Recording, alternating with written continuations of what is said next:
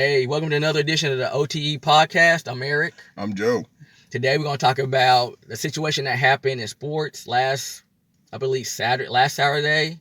Not this past Saturday, but last week, Saturday, with Mario Cristobal and the head coach, Mario Cristobal of the Oregon Ducks, with the receiver that caught the pass and spun the ball on the ground, and Mario Cristobal got onto him. During that situation, laid into the young man pretty good. Just told him that he was being selfish and how he was hurting the team. In my opinion, going through the scenario was a kid. He caught the pass. He got up, spun the ball. Cristobal came to the sideline, and Cristobal started chewing him out. And while he was chewing him out, Cristobal took his headset off and threw it on the ground. While he was doing that, the kid was not disrespectful to Mario Cristobal. He was taking his tongue lashing, and he was just saying, "Yes, sir." You can see it through the telecast. He was saying, "Yes, sir, yes, sir." So the kid was remaining respectful during the interaction. During the broadcast, the commentator was like, "Well, if you see, if you're African American parents seeing that going on, then I would probably have reservations. They probably have reservations about sending their kid there." I don't know if I can only allude. Was his commentator African American himself? Yes. Yeah, I think it was Rod Gilmore. Rod Gilmore. I think he was a wide receiver in the NFL for a couple of years. Joe? What's your take? Well, as someone who, growing up, this is what we did back in the day. We all participated in athletics. Yeah. We all had coaches. Usually coaches were white. Usually they were, right? And they yell.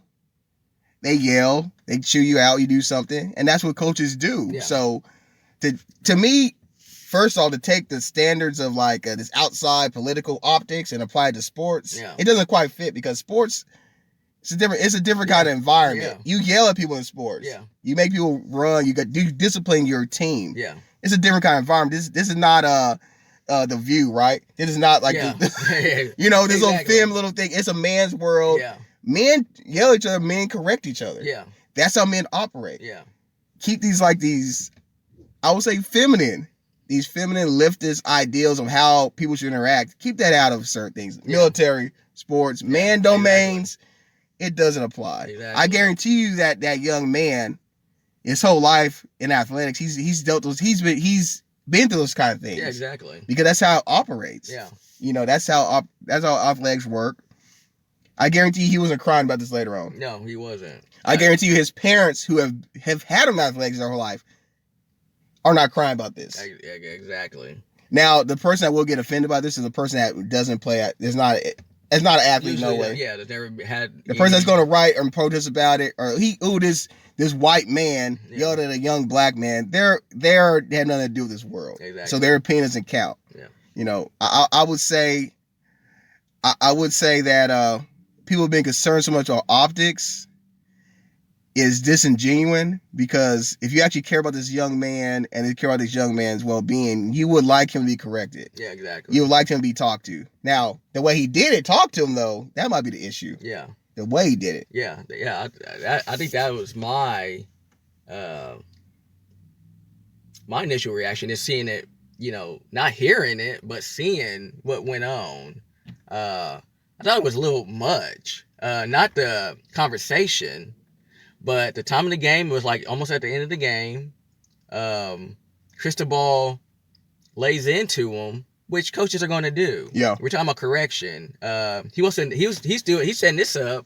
He's setting that interaction up for when the kid goes back in the game and needs to catch a slant or make a big play, and he doesn't do something to hurt the team. So I understand the mindset Cristobal has. And the kid, obviously, he understood that too. Yeah, he knows. He's in that world. He understands. He knew that he shouldn't have done that. Momentary lapse of judgment. Okay, that happens. But Cristobal also had a momentary lapse of judgment, and I don't know if that's his working MO. But when he was talking to the kid, that's one thing. But to take your headset off at almost the end of the game, when you still need this kid and still need to be focused on coaching your team as a head coach, to me, taking his headset or throwing it down the ground is really feminine. It really is. I don't think there's really no two ways about it. That was like, that's a little extra. That is. That's like a big baby. Yeah, that's like, and the reason why to me that looks bad is because what's that to say about, you know, how your team reacts? Exactly. So your team is mimicking when the kid does something emotional in a moment, he's mimicking you. Is that not? Is that? There is you that, go. that, Like that, it's like he's not practicing what he's preaching. Yeah. He's talking about for the good of the team. Yeah. And then he's acting like a little baby. Ego. Yeah. Yeah. And maybe he's stressed. Maybe he had a hard day. He had laps of him too. Yeah.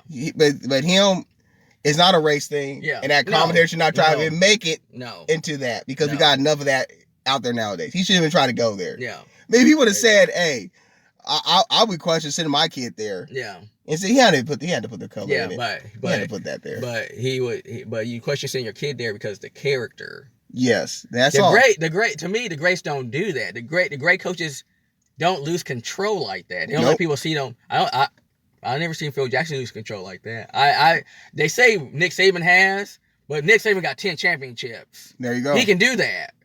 You know, he got Indiana coach from that basketball coach.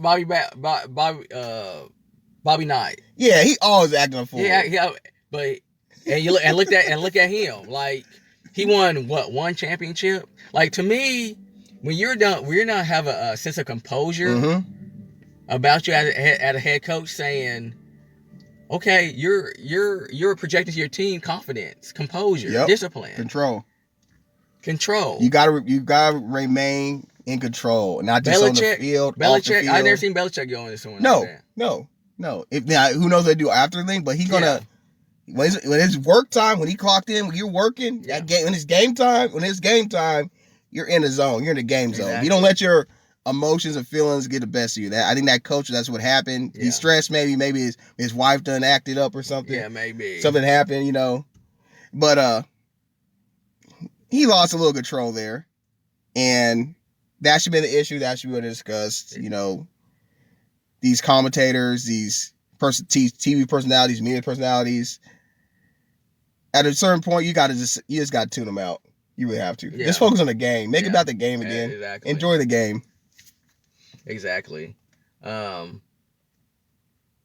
think that's pretty much it. I think we're in agreement. Like the color's not the issue. It's the character. Yeah. You know, how you portray yourself is really important. Because you are teaching young men, and in all intents and purposes, you want them to stay in your program for a long time, and you want to have project that confidence. You want to project that discipline, because men and young people, they're always looking. They always are. And you got more being a elite level college coach. If coach can lose control and get mad, why can't I do it? Exactly. You got to think about that. Exactly. But the thing is, he goes and disciplines them. He can discipline them for their outburst.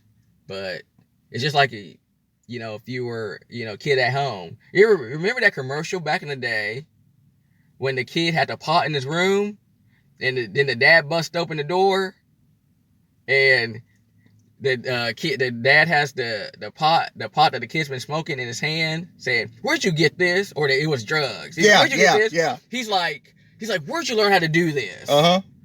Then the kid chimes in. He chirps back. It's like, I got it from you, Dad. I got it from looking at you.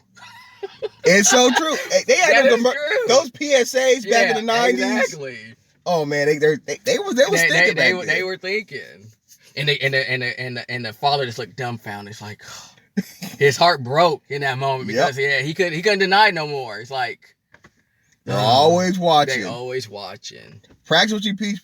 Practice what you preach. Yeah. People. That was a lot of P's, wasn't it? Yeah. Practice what you preach. Yeah. Practice what you preach, people. Okay. That's it for this one. All right. Have a good one. Peace.